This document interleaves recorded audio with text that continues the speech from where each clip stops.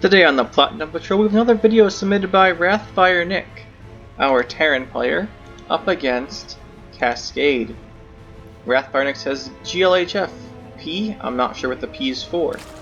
Now, I was told that, was requested that there be some balance whining in here about how Terran's overpowered. Now, I'm not sure how many of you think Terran's overpowered. He says JK, he doesn't want you to have GLHF. No GLHF. Anyway, so we're supposed to balance whine here about Terran. He goes, I'm the underpowered race. I think he, well, we're supposed to say how Terran's overpowered. So he's just joking around now. He changed from Zerg to Terran just to show how powerful Terran is to these Zerg opponents. Let's see if these opponents learn the lesson. He sees the SCV come in and Zerg didn't respond. Let the SCV hanging out in his base. What does he think about the powerful SCV? It's already hurting his drone. Well, it looks like 7 drones are able to beat the overpowered SCV. What a surprise. Now, let's see as he moves around. Alright, let's go back to everyone's view. Let's see what the Terran player is doing.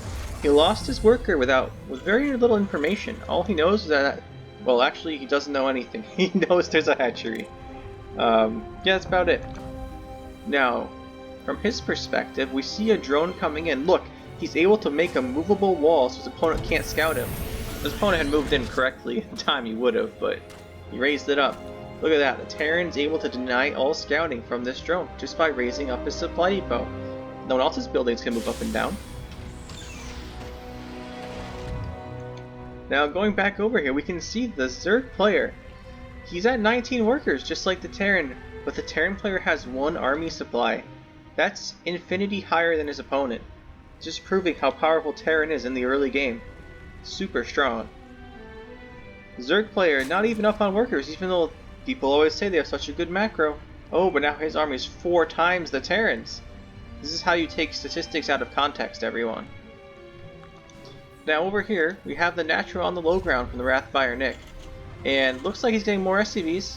Good, he's ahead on workers against his Zerg opponent, who looks like just going for a speedling attack. Not sure if he's going to build up to a big speedling attack, but he's getting it for defense. He looks like he's waiting for a Reaper. That Reaper is not coming because RathFr Nick made a Marine and then a reactor. See if he can get this Overlord. It looks like it will escape.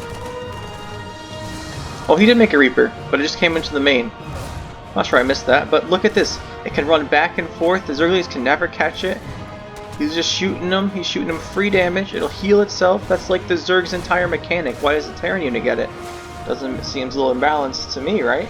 Not really, but we're supposed to be balance whining, so we'll say stuff here that someone could possibly think at some point. Now, if we look at the production, there's only speed on the way for the Zerg, but the RathFr Nick, he's got 500 minerals banked. What's he going to use them for? Not sure why it's a floating barracks. Completely honest here. What's up with that? Okay, that makes more sense. But here comes the speedling attack we mentioned earlier. RathFr Nick, all he has is 5 army supply, and 2 of it is in these Helions here. The other one's a Marine. Looks like 8 Lings running here. The wall's up. Oh, this Helion came out on the wrong side. It's going to get burnt up. But look at that. These movable supply depots, again, creating a barrier that Zerglings cannot enter. And this Marine's bravely chasing off 6 Zerglings. Oh, you can get this Overlord now if you've noticed. Again, this command center lands, and the Terran is back to work. He's up on workers. I'm not sure how, but he is, because Terran must be really strong. It's probably because our Zerg made a bunch of Zerglings for a Ling run, or a Ling attack. Is that what I think it is? Right there. He's getting regular old burrow. I'm predicting some banelings then. We'll see the burrowed banelings, perhaps?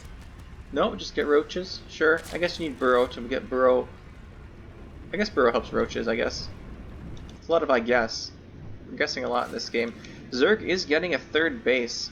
Both these players have 200 gas. Not sure they're spending it. There's Stim from the RathFr Nick. He's building up more barracks. And there's another one. Look at all this. He can get a tech lab. Let's see if he gets more upgrades.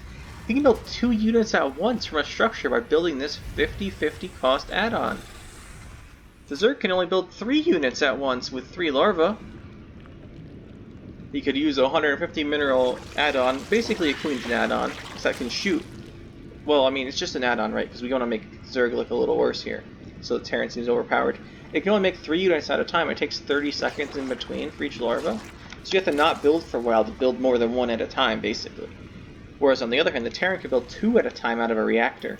This is clearly a very powerful thing that no one else can do, and makes them really strong. We're going to ignore Warp Gate, by the way. You can only make 1 at a time. Again, though, look, the Terran's down 11 workers now. Our Zerg's just been macroing up.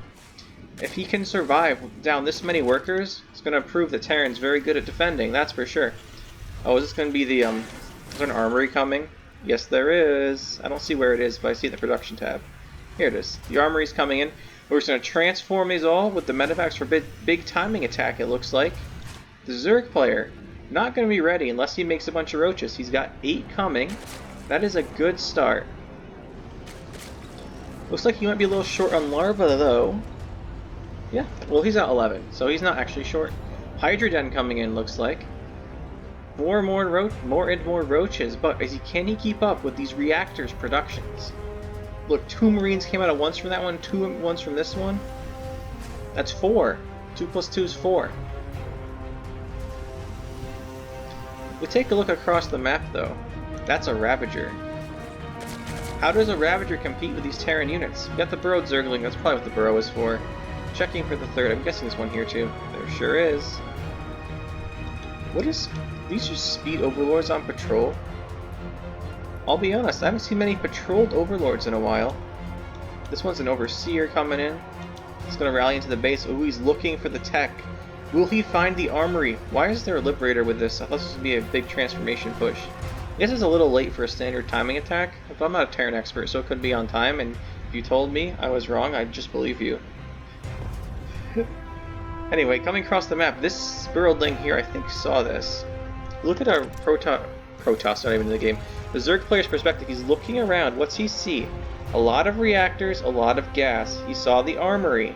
He sees some stuff on his creep on his mini-map. I mean, I see it. He doesn't yet. Now he sees it. He sees this. I think he saw the transformation. He has a lot of roaches. He's gonna need to gather his queens, though. Alright, running in all... Look, when the Zerglings all run in right against this wall, they get burned up. It's just like a counter to the Zerg swarm. He's watching a Liberator now. He sees this and just sieges up above his base. His Roaches and Ravagers are sort of doing okay. There's 2 Marauders in the back though. They did a lot of damage. But still, it's pretty close. The Queens are not actually fighting. Go back to everyone's view. We can see units coming across the map. 2 more medevacs to support this push. The Queen is kicked off as she retreats, but look how fast these Terran units move. The Zerg units are supposed to be fast because they have creep, but when these guys are stimmed, they're just so quick. How does the Zerg catch them? I mean, like this, I guess, if they don't run away. Medevacs can boost. Just think about this, though. None of these units can shoot up, so the Terran's ground army can avoid being hit by being inside an air unit. That seems really good. Now, Cascade's been knocked down to 38 drones during this. He's actually down on workers now. And has a smaller army. So our Terran player really showing his race's superiority. He was behind earlier, was defending, but he managed to keep the enemy back with his with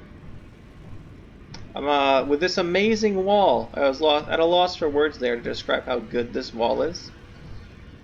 I would say if we take a look right here, we have a 20, a 20, a 20, and a 20. 4 times 80 is 80, so we'll call this 80% of a good wall, since that's the number on it.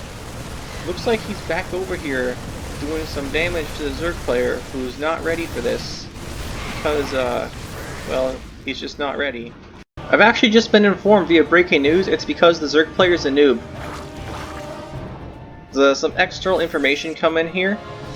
Little news flash from, one of the elders. Just telepathically gave it to me that this guy's a noob. I'm not sure why we got that news flash, but I'll just repeat it because mindlessly repeating information means it's true.